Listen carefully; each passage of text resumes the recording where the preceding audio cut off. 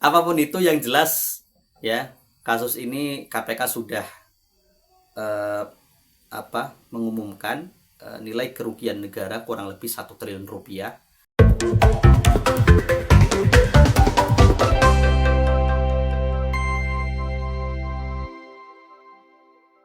Assalamualaikum warahmatullahi wabarakatuh. Kembali lagi di kabar politik. Ya, Komisi Pemberantasan Korupsi lewat Pelaksana Tugas Direktur Penindakan KPK Asep Guntur Rahayu mengatakan bahwa di kasus korupsi kuota haji, pucuk pimpinan Kementerian Agama saat itu menerima atau menikmati ya, hasil dari lobby-lobby 100 asosiasi haji yang melakukan untuk meminta kuota tambahan ya, agar kuota tambahan kuota tambahan ya, untuk ibadah haji yang 20.000 itu mereka mendapatkan lebih ya. Karena menurut undang-undang yang ada harusnya mengikuti undang-undang yang ada 92% itu untuk haji reguler, 8% untuk haji khusus ya. Nah, itu yang 200.000 tuh kuota utamanya. Namun kemudian Pangeran Arab Saudi ya itu menambahkan 20.000 kuota tambahan. Seharusnya ya tadi ketika kemudian mendapatkan kuota tambahan maka mengikuti keputusan yang sebelumnya dibuat kesepakatan antara Komisi 8 dengan Kementerian Agama atau sesuai undang-undang yang ada. Namun kemudian tanpa berkonsultasi dengan DPR, tanpa apa-apa, tiba-tiba Kementerian Agama ya lewat menterinya saat itu Yakut Khalil Qaumas membagi kuota tambahan itu menjadi 50% untuk haji reguler, 50% untuk haji khusus ya. Hingga membuat ya 8.400 yang seharusnya menjadi kuota haji untuk haji reguler ya, jadi 8.400 orang yang seharusnya berangkat haji di tahun 2025 itu tidak berangkat karena yang 8.400 itu dialihkan untuk menjadi kuota khusus yang kemudian dijual kepada biro travel dan umroh yang ada asosiasinya itu dengan harga 300 juta sampai 1 miliar ya. Kan kita juga dilihat ya bagaimana beberapa biro travel umrah juga sudah dipanggil KPK untuk dimintai keterangan, termasuk salah satu ustadz terkenal ya, Ustadz Khalid Basalamah juga sudah beberapa kali, 2 kali masalah dimintai keterangan oleh KPK sebagai saksi. Bahkan Ustadz Khalid Basalamah menyalahkan dirinya merupakan korban dari travel muhibbah kalau nggak salah namanya. Apapun itu yang jelas ya, kasus ini KPK sudah mengumumkan nilai kerugian negara kurang lebih 1 triliun rupiah ya, karena memang Pak Biro Travel ini semuanya menyetor ya untuk mendapatkan kuota tambahan ini ya sebesar 30 sampai 100-an juta ya per kuota. Ini luar biasa. Dan KPK sendiri sudah menyita beberapa benda ya di kediaman Yakut Khalil Qaumas berupa dokumen-dokumen, data-data, kemudian juga alat komunikasi termasuk uang tunai. Namun sampai saat ini KPK belum menetapkan tersangka satupun di kasus korupsi kuota haji ini ya. Sebenarnya memang apa yang terjadi tahun 2024 itu DPR Komisi 8 sudah membentuk Pansus Haji yang saat itu diinisiasi sendiri oleh Partai Kebangkitan Bangsa, partai yang menaungi Menteri Agama saat itu Yakut Khalil Qaumas ya, dan saat itu Cak Imin yang menyerukan yang saat itu berposisi sebagai wakil ketua DPR ya, itu menyuarakan atau mengesahkan Pansus Haji untuk menyelidiki ya penyelenggaraan haji pada tahun 2024. Dan saat itu Pansus juga dipimpin oleh kader PKB Luluk Nur Hamidah ya, yang kemudian menjadi cagup Jawa Timur ya.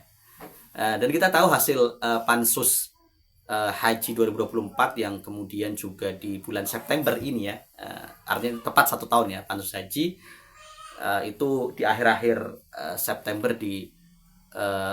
diselesaikan ya, karena saat itu memang DPR periode 2019-2024 berakhir masa jabatannya per 30 September 2024 ya, karena DPR periode 2024-2029 akan dilantik per 1 Oktober 2024. Dan banyak dari anggota Komisi 8 DPR RI yang satu juga banyak yang tidak terpilih kembali, cukup banyak ya, hingga kemudian menjadikan Pansus Haji yang terbentuk saat itu juga berjalan setengah hati. Kemudian juga masih ada nuansa-nuansa gesekan ya ketika Pilpres 2024 baru berakhir, dan kita tahu ya saat itu ada gesekan antara ketum PKB dengan Menteri Agama Yakut Khalil Qaumas ya. Karena kita tahu Yakut mendukung Prabowo Gibran, sedangkan Caimin sendiri kan saat itu berpasangan dengan Anies Baswedan, dan nampaknya memang ada upaya untuk menggulingkan Caimin dari kursi ya ketua umum PKB ya. Dan kita tahu akhirnya rekomendasi Pansus I juga yang meminta KPK untuk menyelidiki, untuk kemudian ada penyelewengan yang sangat besar ya yang dilakukan oleh Menteri Agama saat itu ya. Namun kemudian KPK tidak menggubris ya, apalagi saat itu juga seleksi pimpinan KPK sedang dimulai, yang seharusnya itu menjadi kewenangan presiden baru yang terpilih, yakni Prabowo Subianto. Namun seleksi pimpinan KPK sudah jauh-jauh hari dilaksanakan, hingga kemudian ketika Prabowo dilantik akhirnya sudah ada 8 orang ya, 8 atau 10 orang ya calon komisioner KPK yang akan dipilih oleh DPR, dan Prabowo mengiyakannya, sudah lanjutkan saja. Yang seharusnya menjadi kewenangan Pak Prabowo untuk menyeleksi dari awal ya, namun kemudian tidak dilakukan. Ya, terpilih Setio Budianto sebagai ketua KPK ya, dan sampai saat ini ya kita lihatlah ya, akhirnya tidak lama setelah Prabowo menjabat dan kemudian terjadi gesekan-gesekan, barulah kemudian kasus korupsi kuota haji baru mulai dibuka setelah terjadinya kericuhan ya haji 2025, karena haji furoda itu tiba-tiba dibatalkan oleh Arab Saudi ya. Kita masih ingat banyak sekali juga travel umroh yang membatalkan ya haji furoda yang sudah membayar mahal-mahal, dan tiba-tiba dibatalkan oleh Saudi, karena memang Saudi juga sedang membenahi ya bagaimana mekanisme haji yang kemudian bisa berjalan lancar ya.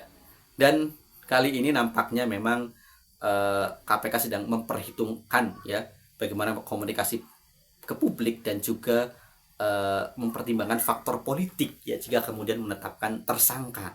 Apalagi kita tahu mantan Menteri Agama bagaimanapun adalah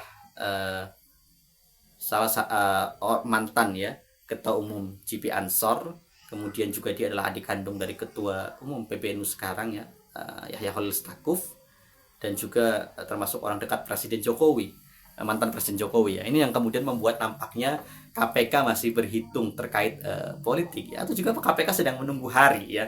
Kalau biasanya Presiden Joko Widodo itu dalam reshuffle kabinetnya memilih hari Rabu, dan biasanya Rabu Pon atau Rabu Pahing gitulah ya menurut penanggalan Jawa, untuk kemudian menentukan reshuffle kabinetnya. Dan Prabowo menentukan reshuffle kabinetnya pas sebelum terjadi gerhana bulan merah darah ya, karena di tanggal 7 itu reshuffle, malam harinya terjadi gerhana blood moon ya.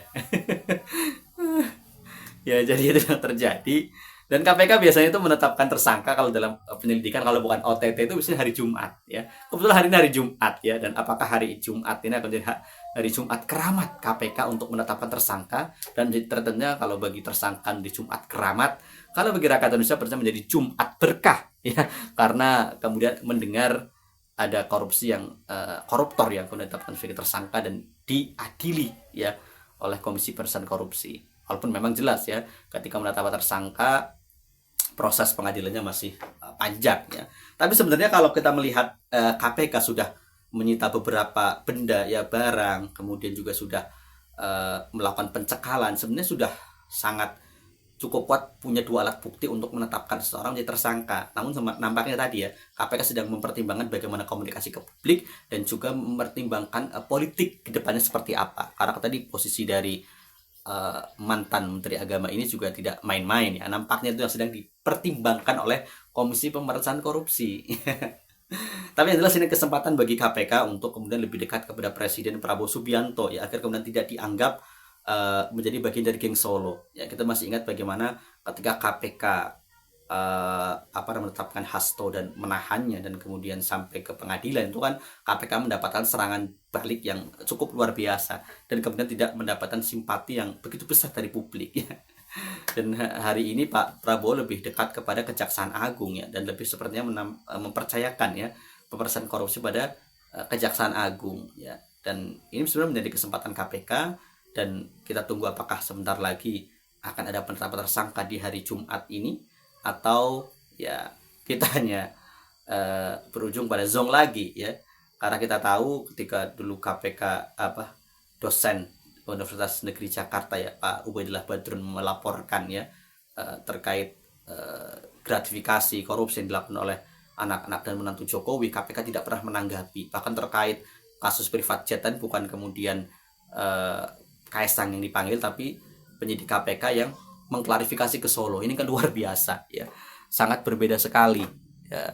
Dan kita lihat ya apa yang akan terjadi selanjutnya, apakah ya mantan Menteri Agama ini akan segera menjadi tersangka atau pada ujungnya akan ada tersangka namun tidak sampai pucuk pimpinan Kementerian Agama, hanya di tingkat dirjen ataupun di bawahnya, atau seperti apa. Demikian, assalamualaikum warahmatullahi wabarakatuh.